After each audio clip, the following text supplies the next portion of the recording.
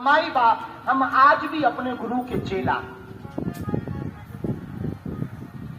ये तुम्हारी दृष्टि है कि तुम्हें कुछ सीखने मिल जाता है, या तुमने कुछ पाया होगा अपनी मति से, या तुमने कुछ ग्रहण किया होगा, तुम्हारी नजर सुंदर होगी, इसलिए तुम सत्य के तुम्हारे अंदर लक्षण आ रहे हैं, इसलिए तुम्हें हम में गुरु दिखाई देता है, पर हमें तो अपने में केवल आज भी चेला दिखाई पड़ रहा है।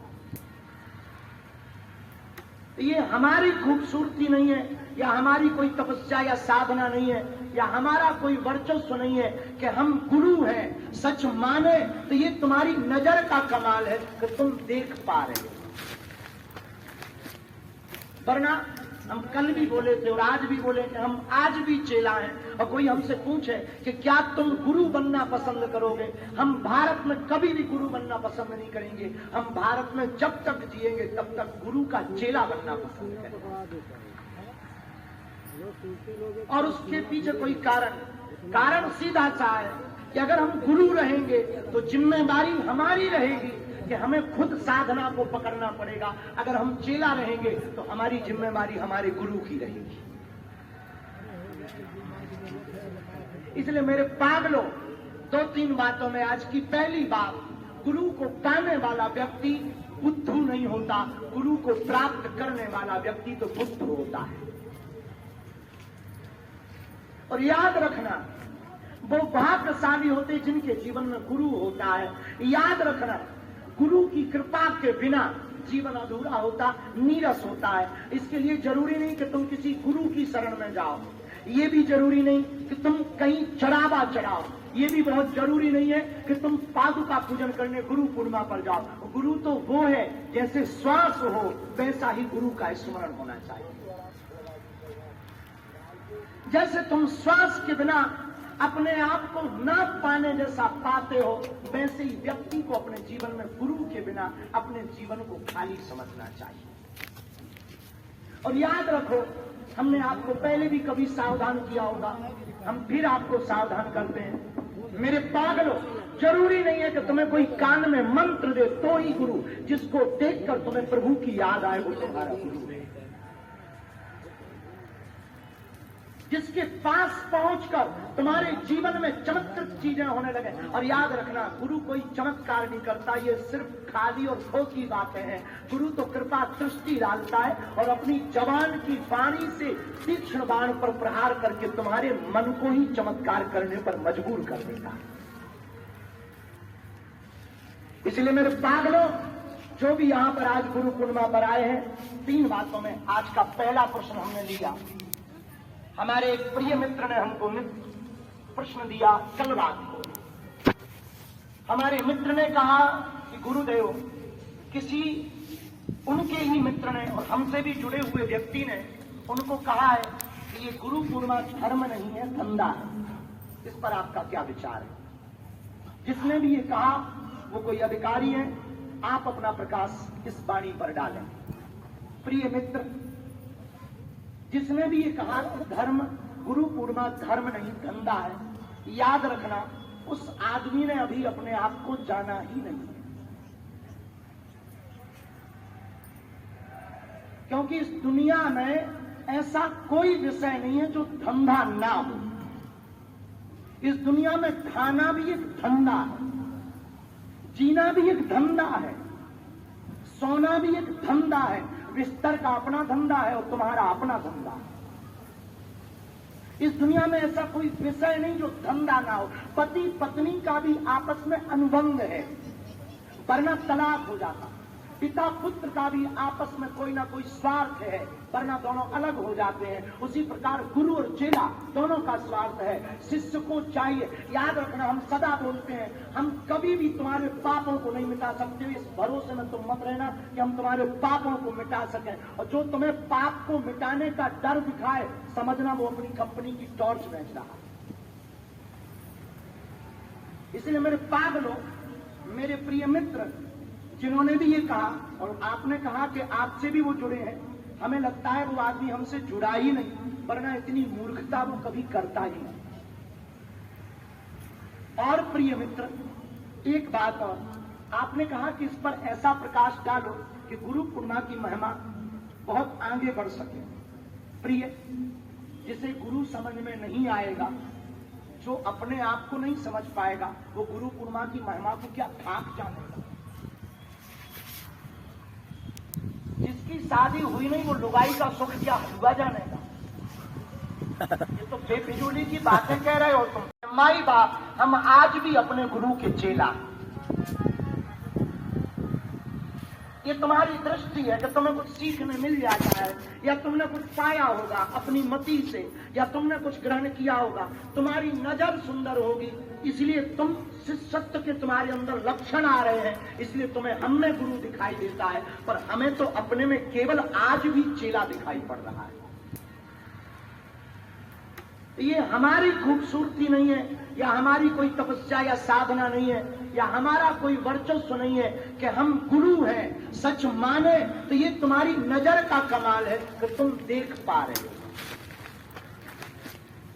वरना हम कल भी बोले थे और आज भी बोले कि हम आज भी चेला हैं, और कोई हमसे पूछे कि क्या तुम गुरु बनना पसंद करोगे, हम भारत में कभी भी गुरु बनना पसंद नहीं करेंगे। हम भारत में जब तक जिएंगे तब तक गुरु का चेला बनना पसंद करेंगे।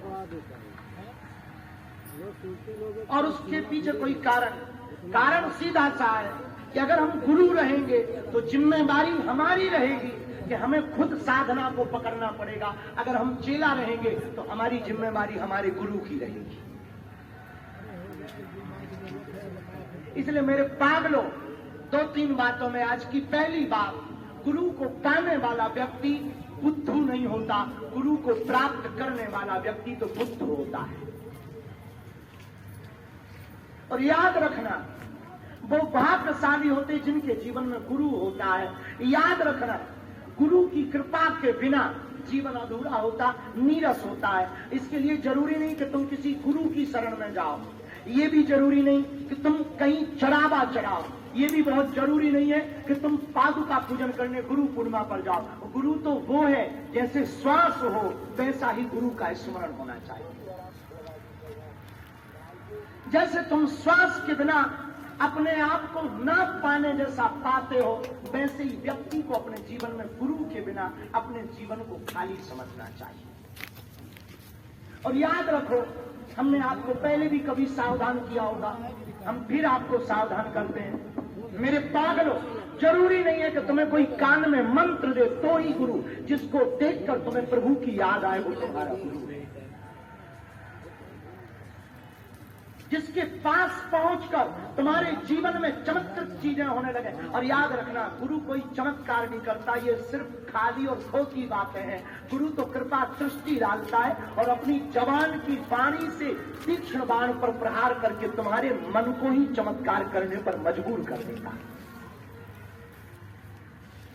इसलिए मेरे पागलों, जो भी यहां पर आज गुरु पूर्णिमा पर आए हैं, 3 बातों में आज का पहला प्रश्न हमने लिया। हमारे एक प्रिय मित्र ने हमको प्रश्न दिया कल रात को।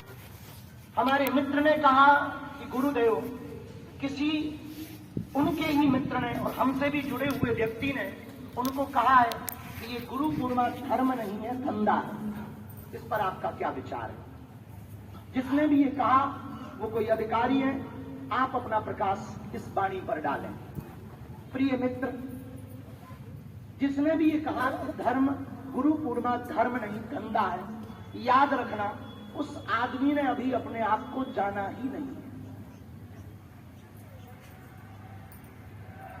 क्योंकि इस दुनिया में ऐसा कोई विषय नहीं है जो धंधा ना हो। इस दुनिया में खाना भी एक धंधा है, जीना भी एक धंधा है, सोना भी एक धंधा है, बिस्तर का अपना धंधा है और तुम्हारा अपना धंधा है।